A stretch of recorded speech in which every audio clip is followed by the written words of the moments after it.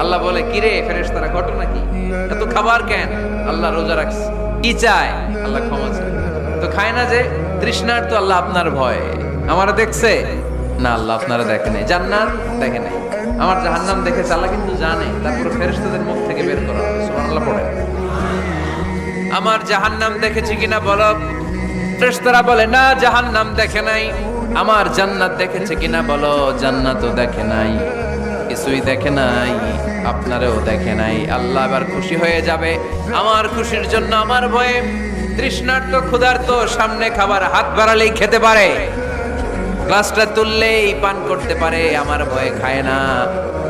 আমার ক্ষমা চায়, আমার কাছে ক্ষমা প্রার্থনা করে। এখন আমার বান্দা যা দোয়া করবে, বান্দার সব দোয়া আমি কবুল করে নেব।